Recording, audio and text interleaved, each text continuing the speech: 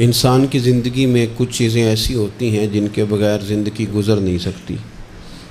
اتنی دیر تک جتنی دیر تک وہ چیز اس کے پاس موجود ہوتی ہے اسے نہ اس بات کا ادراک ہوتا ہے نہ احساس ہوتا ہے، لیکن جب وہ چیز اس کے پاس سے رخصت ہو جاتی ہے، اس کے پاس کسی وجہ سے خدا نہ خواستہ وہ چیز موجود اور محفوظ نہیں رہتی، پھر اسے احساس ہوتا ہے کہ ایک بہت بڑی نعمت تھی میرے پاس، وہ مجھ سے چلی گئی۔ ہماری زندگی کے اندر بہت ساری ایسی چیزیں ہیں کہ اگر وہ ہم سے رخصت ہو جائیں، خدا نہ کرے، تو پھر ہمیں بڑی شدت سے احساس ہوگا کہ یہ نعمت کتنی بڑی ہے۔ آپ قوس و قزح کے رنگ دیکھتے ہیں، دھوپ اور چھاؤں میں لوگوں کے چہروں کو ملاحظہ کرتے ہیں، آپ اپنے بچوں کو محبت کی نظر سے دیکھ کر دل کو ٹھنڈا کرتے ہیں، آپ اپنے ماں باپ کو محبت کی نظر سے دیکھ کر کامل حج کا ثواب حاصل کرتے ہیں، قرآن مجید کی زیارت کر کے آپ اپنے دل میں بہت سارا سرور محسوس کرتے ہیں، لیکن یہ ساری نعمتیں اتنی دیر تک آپ کے پاس ہیں جب تک آپ کے پاس آنکھ کی نعمت موجود ہے۔ اگر یہ رخصت ہو جاتی ہے نا، اگرچہ اتنی ساری نعمتوں میں یہ ایک نعمت ہے، لیکن آپ آنکھ نہیں ہے تو آپ کو تو اپنوں کا احساس بھی نہیں، آپ تو اپنوں کے چہرے بھی دیکھ نہیں پائے۔ کوئی بھی نعمت جو آپ کے پاس ہے، آپ کبھی محسوس کریں کہ اگر اس نعمت کا وجود ہمارے پاس نہ ہوتا تو ہماری کیفیت کیا ہوتی۔ یہ سانس ہے، ہم دو دفعہ سانس کا استعمال کرتے ہیں، ایک دفعہ اندر جاتی ہے اور ایک دفعہ باہر آتی ہے۔ اگر اندر نہ جائے تو بھی مسئلہ ہے، چلی گئی ہے لوٹ کر باہر نہ آئے تو بھی بہت بڑی مشکل ہے۔ تو اس کا اندر اور باہر جانا یہ زندگی کا احساس ہے۔ اگر کبھی سانس اکھڑنے لگے اور آپ کے سینے میں آپ کی سانس اٹکنے لگے تو ایک بہت بڑی تشویش ہے، ایک بہت بڑی آکسیجن ہے، پوری طرح سے انسان کو قید کر دیا جاتا ہے، اور وہ کہتا ہے کہ میرا تو سارا وجود سلامت ہے، ہاتھ کام کر رہے ہیں، پیر کام کر رہے ہیں، آنکھیں کام کر رہی ہیں، زبان کام کر رہی ہے، سب کچھ ٹھیک ہے، صرف سانس اکھڑ گئی ہے۔ تو انسان محسوس کرتا ہے کہ یہ ساری چیزیں سلامت ہونے کے باوجود میرے کسی کام کی نہیں۔ آپ کے پاس جتنی بھی نعمتیں ہیں ان کو اگر آپ شمار کریں تو کبھی آپ کہیں گے کہ ساری نعمتوں میں آنکھ زیادہ ضروری ہے، کبھی کہیں گے کان زیادہ ضروری ہے، کبھی کہیں گے زبان زیادہ ضروری ہے، کبھی کہیں گے دل زیادہ ضروری ہے، کبھی کہیں گے روح زیادہ ضروری ہے، لیکن میں آپ سے عرض کروں ان ساری چیزوں کے بغیر گزارا ہو سکتا ہے، رسول کائنات کی غلامی کے بغیر گزارا نہیں ہوتا۔ کیوں؟ اس لیے کہ اگر حضور کی شفقت نہ ہو، نبی پاک علیہ السلام کی رحمت نہ ہو، وہ ابن القیم نے ایک جگہ پہ کہا تھا کہ یہ حضور نے ہمیں انسان بنایا ہے، یہ نبی پاک علیہ السلام نے انسانیت کے اسباق پڑھائے ہیں، اخلاقی رویے کیا ہوتے ہیں حضور نے بتلائے ہیں، اگر حضور کا کرم نہ ہوتا تو انسان ایک دوسرے کو کاٹ کے کھاتا۔ یہ حضور نے بتلایا ہے کہ تم نے کس طرح زندگی کو گزارنا ہے۔ محبوب کریم علیہ السلام کا وجود نور ایک ایسی چیز ہے کہ اگر وہ کائنات سے معاذ اللہ سائڈ پہ کر دیا جائے تو اس کائنات کا قائم رہنا کسی صورت بھی ممکن ہے ہی نہیں۔ اسی لیے تو اقبال نے کہا تھا کہ ہو نہ یہ پھول تو بلبل کا ترنم بھی نہ ہو، چمن دہر میں کلیوں کا تبسم بھی نہ ہو نہ یہ ساقی تو پھر میں بھی نہ ہو، خم بھی نہ ہو، اور بزم توحید بھی دنیا میں نہ ہو، تم بھی نہ ہو۔ وہ بڑی بات کہہ گئے ہیں، میں نے بھی اس کو کوئی نہیں کھولنا، کہتے ہیں بزم توحید بھی دنیا میں نہ ہو، تم بھی نہ ہو، خیمہ افلاق کا استادہ اسی نام سے ہے، اور نبض ہستی تپش آمادہ اسی نام سے ہے۔ تو اقبال پھر ہمیں کرنا کیا ہے؟ کہنے لگے کرنا آپ کو یہ ہے کہ قوت عشق سے ہر پست کو بالا کر دے اور دہر میں اسم محمد سے اجالا کر دے۔ یہ کرنے کا کام ہے، اس رستے پہ آپ چل پڑیں۔ میرے بھائی، پہلی امتوں کے آپ تذکرے پڑھ لیں، کتابوں میں موجود ہیں، سورہ اعراف کو دیکھ لیں، اس میں بہت ساری چیزوں کا تذکرہ کر دیا گیا ہے، اور بھی قرآن مجید کی بے شمار صورتیں ہیں، آپ ان کو دیکھ لیں، اس پر غور کر لیں۔ جب قومیں نہیں مانتی تھی، انکار کرتی تھیں، تو اللہ تبارک و تعالیٰ انہیں تباہ کر دیتا تھا۔ بات نہیں مانی، ختم ہو گئی۔ ایک مقصد ہے نا جس کے لیے کسی چیز کو بنایا گیا ہے، تو مقصد تخلیق انسانیت کیا ہے کہ وما خلقت الجن والانس الا لیعبدون، جنوں اور انسانوں کو اللہ نے اپنی عبادت کے لیے پیدا کیا، اور ان کو جب عبادت کی دعوت دی گئی، جب انہیں پیغام دیا گیا اللہ تعالیٰ کی توحید کا، انہوں نے نہیں مانا، تو جس مقصد کے لیے بنایا تھا جب اس طرف ہی نہیں آئے۔ یہ پنکھا لگایا جاتا نا ہوا کے لیے، تو اگر پنکھا ہوا نہ دے تو اس کا کوئی چھت پہ کام ہے؟ اس کو اتار کے تو آپ سکریب والے کے پاس بھیج دیں گے، بھئی ختم ہو گئی بات۔ تو مقصد جو تھا نا اللہ کی عبادت تھی، تو جب قومیں اللہ کی عبادت کی طرف نہیں آئیں تو اللہ نے انہیں تباہ کر دیا اور صفحہ ہستی سے مٹا دیا۔ اللہ تعالیٰ کے پیارے محبوب علیہ السلام نے کفار مکہ کو، قریش کو، عالم عرب کو، عالم انسانیت کو دعوت دی، وداعیا الی اللہ باذنہ وسراجا منیرا۔ اس منصب پر فائز ہو کر حضور نے دعوت دی۔ جب انہوں نے دعوت کا انکار کیا، حضور نے انہیں عذاب سے ڈرایا، اللہ کے عذاب سے، چونکہ حضور نذیر ہیں۔ انہوں نے یہ کہا کہ اگر آپ کہتے ہیں نا کہ ہم پر عذاب آئے گا تو پھر آپ وہ عذاب لے آئیں، ہم پہ آئے۔ جب کوئی آدمی منہ سے تباہی مانگے، جب کوئی شخص اپنے منہ سے یہ کہے کہ کر لیں جو ہوتا ہے معاذ اللہ، تو اگر تو سامنے والا کمزور ہو تو شاید وہ کچھ نہ کر سکے، لیکن یاد رکھنا کئی دفعہ کمزور ہوتا ہے تو کچھ نہیں کرتا، تو کئی دفعہ مہربان بڑا ہوتا ہے،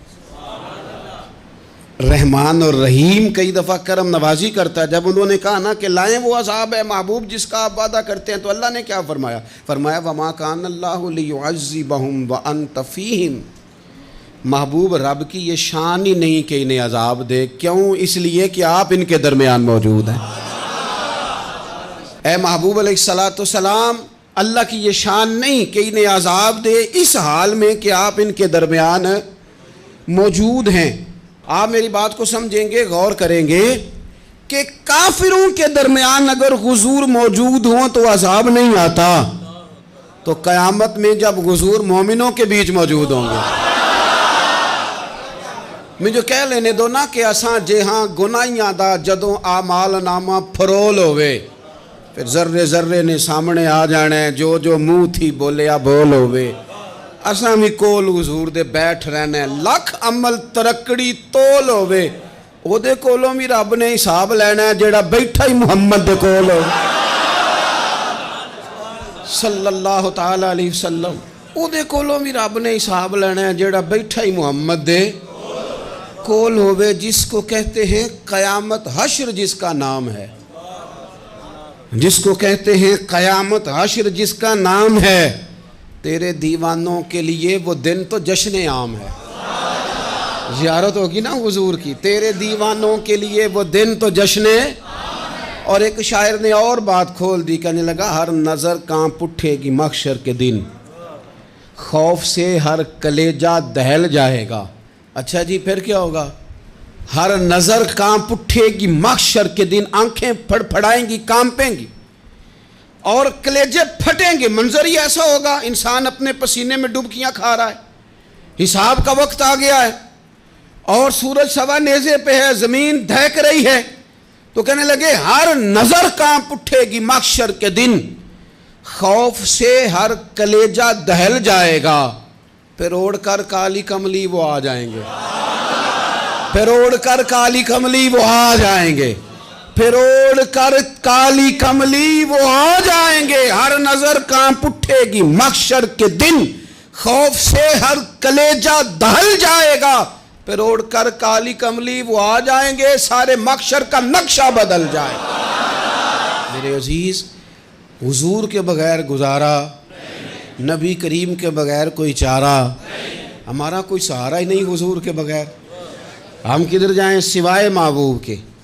اس لیے نا صحابہ اس بات پر مطلع ہو گئے تھے، وہ نا بڑی بڑی دھیمی دھیمی باتیں پوچھتے رہتے تھے، اطلاع مل گئی تھی نا کہ اصل کرنا کیا ہے، تو جو رازدار لوگ ہوتے ہیں نا وہ پھر دھیمے دھیمے راز کی باتیں کرتے ہیں، حضرت انس بن مالک حضور کے خادم تھے، اماں نے دے دیا تھا حضور کی بارگاہ میں، کہتے ہیں میں 10 سال مدینے میں حضور کی نوکری کرتا رہا، تو قریب سے دیکھا تھا نا سارا کچھ، بہت ساری احادیث ان سے مروی ہیں، بڑی چیزوں کو دیکھا تھا، تو ہم سیانے ہو گئے، باتیں سمجھ گئے، قریب رہنے والے لوگ تو قربان پچھانن والے ہیں، تو گل جان گئے گل کھول دے نہیں، تو قریب پہنچ گئے تھے نا، تو سمجھ آ گئی تھی بات کی۔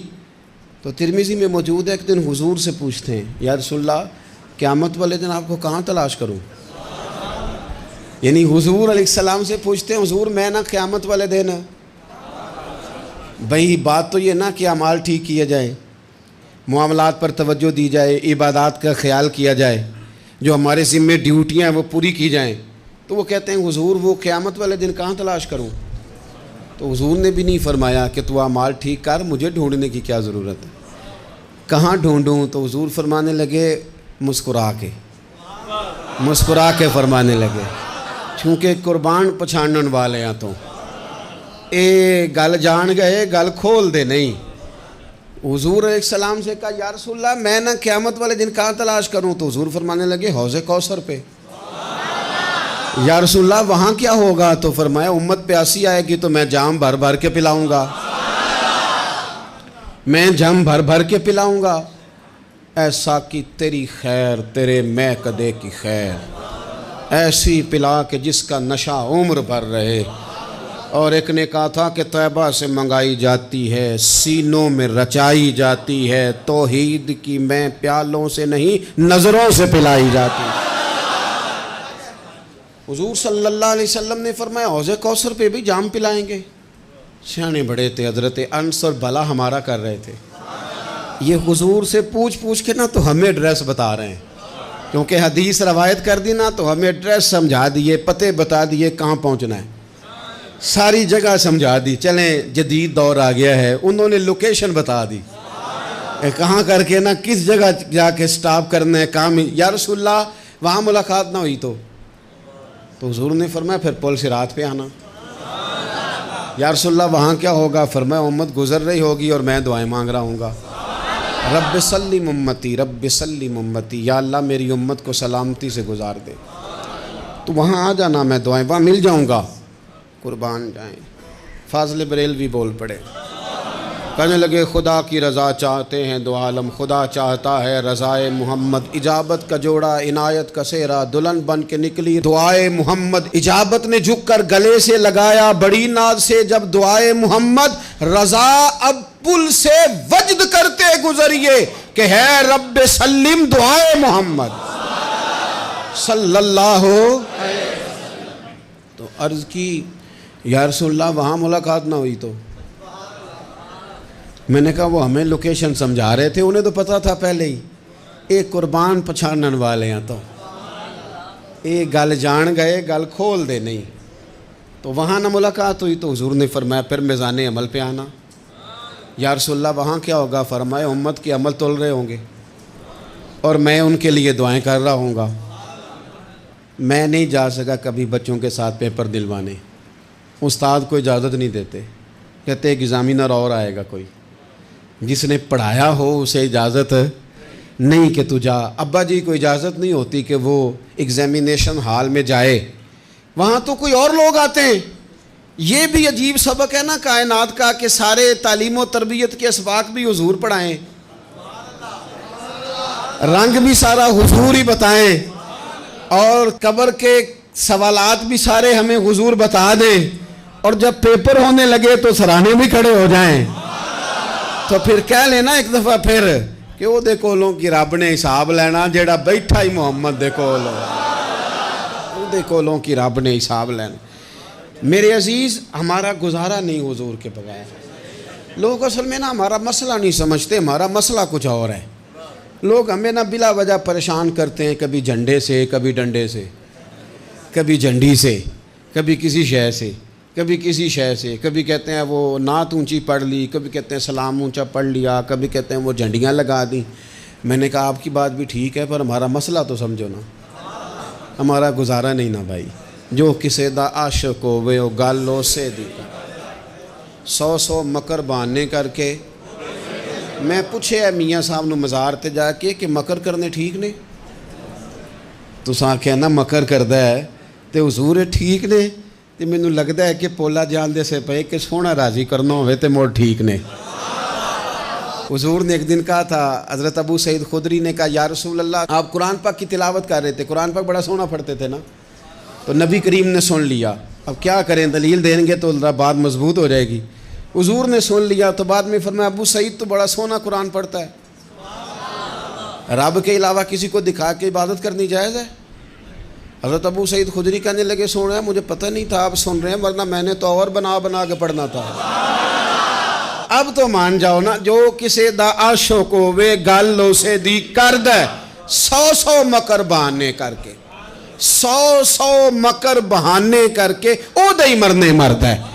میرے عزیز ہماری مجبوری ہے، لوگ اس بات کو سمجھتے نہیں، ہماری مجبوری ہے، حضور کا میلاد ضروری ہے، لوگ سمجھتے نہیں بات کو، اس لیے بلا وجہ رٹا ڈال کے بیٹھتے ہیں۔ بھئی ہم نے تو کوئی رٹا ڈالنا نہیں، نہ سیاست کا، نہ دولت کا، نہ اقتدار کا، نہ کسی اور چیز کا۔ سیاست دے جھگڑے اساں چھوڑ دیتے، اتنے محبت دا جھگڑا ہے، یہ چھڑا کوئی نہیں سکتا۔ تو میرے عزیز ہمارا حضور کے بغیر گزارا، اور نبی پاک علیہ السلام کے بارے میں رب فرماتا ہے وَلَسَوْفَ يُعْطِيكَ رَبُّكَ فَتَرْضَىٰ، محبوب میں آپ کو اتنا دوں گا کہ آپ اپنے رب سے راضی ہو جائیں گے۔ کیا کروں میں اب، یہ آیت اتنی شاندار ہے۔ حضرت امام زین العابدین رضی اللہ تعالیٰ عنہ سے کسی بندے نے کہا قرآن پاک میں سب سے زیادہ امید والی آیت کون سی ہے؟ اس کا خیال تھا لا تقنطوا من رحمت اللہ کہیں گے، اللہ کی رحمت سے نا امید نہ ہونا۔ اس نے کہا حضور سب سے امید والی آیت بتائیں، وہ کہتا میرے ذہن میں تھا کہ یہ والی آیت پڑھیں گے۔ تو امام زین العابدین رضی اللہ تعالیٰ عنہ فرمانے لگے سب سے امید والی آیت ہے وَلَسَوْفَ يُعْطِيكَ رَبُّكَ فَتَرْضَىٰ، رب کہتا ہے محبوب اتنا دوں گا کہ آپ اپنے رب سے راضی ہو جائیں گے۔ آیت نازل ہو گئی تو حضور پتہ کیا فرماتے ہیں صحابہ سے؟ فرماتے ہیں رب کہتا ہے حبیب تجھے راضی کرنا ہے، اور جب تک میرے سارے غلام جنت میں گئے نہ میں نے اللہ سے راضی ہونا ہی نہیں، میں نہیں راضی ہوتا اللہ سے، سارے جائیں گے تو تب تو میں تو کہتا ہی رہوں گا نا قربان پچھانن والے آتا، او گل جان گئے پر گل کھول دے، او گل کھول دے نہیں، پتہ چل گیا بات کا، حضور کے بغیر گزارا، حضور کے بغیر کوئی چارہ ہی نہیں۔ اور خود حضور کیا فرماتے ہیں، یہ سنن ابن ماجہ ہے، میرے رسول پاک صلی اللہ تعالیٰ علیہ وسلم ارشاد فرماتے ہیں، حدیث کے راوی حضرت ابو موسیٰ اشعری رضی اللہ تعالیٰ عنہ، حضور فرماتے ہیں کہ اللہ نے مجھے اختیار دیا۔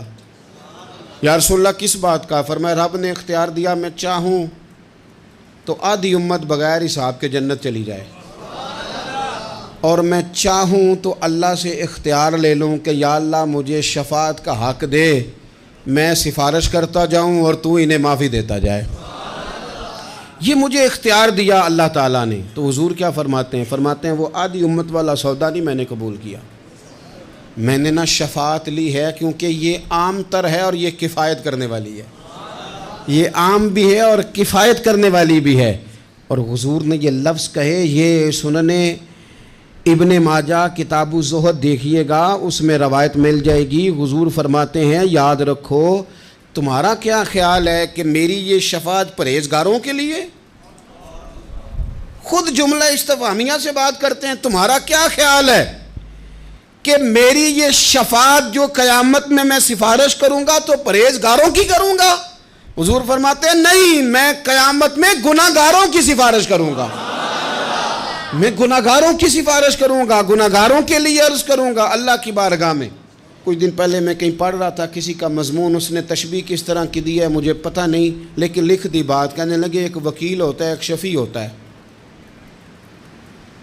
ایک وکیل ہوتا ہے ایک، حضور وکیل نہیں ہمارے، حضور ہمارے شفیع ہیں، شفاعت کرنے والے ہیں۔ وکیل یہ کہتا ہے جج صاحب سے کہ یہ جس کا میں وکیل ہوں نا اس نے نا غلطی کوئی نہیں کی، اسے معاف کر دیں۔ وکیل یوں بحث کرتا ہے، کہتا ہے اس نے کیا ہی نہیں، جرم معاف کریں۔ اور جو شفیع ہوتا ہے نا وہ کہتا ہے مالک اس نے سارے کیے، تو میرے آنے کی لاج رکھ اور اسے معاف کر دے۔ یہ وکیل اور شفیع کا یہ فرق ہوتا ہے کہ شفیع کہتا ہے سونے سارے کیے ہیں، بڑے بڑے پاپ کیے ہیں، پر میں جو آ گیا ہوں تو مہربانی کرنا معافی دے دے۔ میرے عزیز، حضور کے بغیر کہیں بھی گزارا نہیں ہے۔ ہم نے نا جب یہ بات سمجھ لی، اور پتہ ہے نبی کریم صلی اللہ علیہ وسلم نے آگے بڑھ کے خود بھی کئی مقامات پر اس بات کو کھول کر مختلف انداز میں بیان کیا۔ حضرت عبداللہ ابن عباس رضی اللہ تعالیٰ عنہ کی روایت آپ دیکھ لیں، یہ آپ کو مستدرک میں ملے گی۔ حضور صلی اللہ علیہ وسلم فرماتے ہیں قیامت کے دن اللہ تعالیٰ انبیاء کے لیے نور کے ممبر بچھائے گا، ہر نبی ممبر پہ بیٹھ جائے گا، ہر پیغمبر علیہ السلام اپنے ممبر پہ جلوہ فروز ہو جائیں گے، ہر پیغمبر۔ لیکن حضور فرماتے ہیں میرا ممبر خالی ہوگا۔ یا رسول اللہ صلی اللہ تعالیٰ علیہ وسلم آپ کا ممبر کیوں خالی ہوگا؟ حضور فرماتے ہیں میں ممبر چھوڑ کے رب کی بارگاہ میں کھڑا ہو جاؤں گا، اور اس ڈر سے کھڑا ہو جاؤں گا کہیں ایسا نہ ہو کہ میں جنت میں چلا جاؤں اور میری امت رہ جائے۔ میں اپنی امت کی سفارش کروں گا، رب میری امت کی سفارش قبول کرے گا۔ فرماتے ہیں میں اتنی سفارش کروں گا، اتنی سفارش کروں گا کہ جہنم کا دروغہ مجھ سے کہے گا کہ محبوب کمال ہو گئی، آپ نے تو اپنا کوئی غلام دوزخ میں رہنے نہیں دیا، سارے آپ نے نکال دیے۔ کسی شاعر نے بڑی خوب بات کی تھی، اس نے کہا تھا کہ یاد رکھو قیامت کا جو دن ہے نا، یہ قیامت کا دن دراصل ہمارا وقت ہوگا خاص، جب ہم نبی پاک صلی اللہ علیہ وسلم کی بارگاہ میں جائیں گے تو ہمیں سمجھ آ جائے گی کہ دنیا میں ہم نے کئی دوستیاں لگائی تھیں پر جھوٹی لگا بیٹھے، ایک دوستی سچی ہے جو مدینے والے کی ہے۔ وہ کہتے ہیں محمد بوٹیا جھوٹا ہی جاگ سارا، اے سچیاں مدینے والے دیاں یاریاں، سچیاں مدینے والے دیاں۔ تو نبی پاک صلی اللہ علیہ وسلم کے بغیر نہ دنیا میں گزارا ہے، نہ قبر میں گزارا ہے، نہ آخرت میں گزارا ہے۔ اب ایک سبق ہے، وہ سبق بھی آپ نے ضرور یاد کرنا ہے۔ جس شخصیت کے بغیر ہمارا گزارا نہیں، نہ قبر میں، نہ حشر میں، نہ پل صراط پہ، نہ میزان عمل میں، نہ حوض کوثر پہ، تو ہمارا ان کے بغیر دنیا داری میں گزارا کیسے ہو جاتا ہے؟ ہمارا تجارت بھی حضور سے سیکھیں، گھرداری بھی حضور سے سیکھیں، شادی بیاہ کے طریقے بھی حضور سے سیکھیں۔ جب گزارا نہیں حضور کے بغیر تو پھر زندگی کے سارے سلیقے حضور سے سیکھیں، پھر ادھر ادھر جانے کی ضرورت ہے۔ حضور کی سیرت کو پڑھیں، سوانے کو پڑھیں، حیات مبارکہ کا مطالعہ کریں۔ یہ جو ہم میلاد کا جلوس لے کے نکلتے ہیں نا، جب ہم نے نا بہت ساری چیزوں کو سطحی سا سمجھ لیتے ہیں معاذ اللہ بعض اوقات۔ یہ جب ہم میدان میں نکلتے ہیں نا، میلاد کے جلوس میں حضور کے نام کا نعرہ لگاتے ہیں، تو ہم نا للکارتے ہیں اس نظام کو جو نظام حضور سے پہلے تھا۔ امیر غریب کی تقسیم تھی، ذات برادری کی تقسیم تھی، چھوٹے بڑے کی تقسیم تھی، گورے کالے کی تقسیم تھی۔ ہم جب میدان میں نکل کے نعرہ لگاتے ہیں تو ہم اس نظام کو للکارتے ہیں، ہم کہتے ہیں وہ نظام نہیں چلے گا، اب حضور کا میلاد ہو گیا ہے۔ اب نظام وہ ہے کہ جس پلیٹ میں ابو بکر صدیق کھانا کھائیں گے اسی میں بلال حبشی بھی کھائیں گے۔ اب نظام وہ ہے کہ اگر غریب آدمی جرم کرے گا تو سزا ملے گی، تو اگر گورنر کا بیٹا جرم کرے گا تو سزا اسے بھی ملے گی۔ اب حضور کا نظام آ گیا، ہم اس نظام کی طرف بڑھتے ہیں۔ اپنے آپ کو حضور کے قدموں کی طرف مائل کریں۔ میلاد صرف 1 سے 12 ربیع الاول تک نہیں، میلاد سارا سال ہے، ذکر میلاد سارا سال ہے، میلاد کی محفل سارا، اور میلاد صرف مسجد میں نہیں، گھر میں بھی ذکر میلاد، دکان میں بھی ذکر میلاد۔ ذکر میلاد سے مراد حضور کی تعریفیں، نبی پاک کی شانیں، حضور کی باتیں، آ میرے دل آمنہ کے لال کی باتیں کریں، چہرہ والشمس کے اجلال کی باتیں کریں، اپنی طبیعتیں حضور کے ساتھ لگائیں، اپنے آپ کو حضور کے قدموں سے وابستہ کریں اور عشق کریں نبی پاک سے۔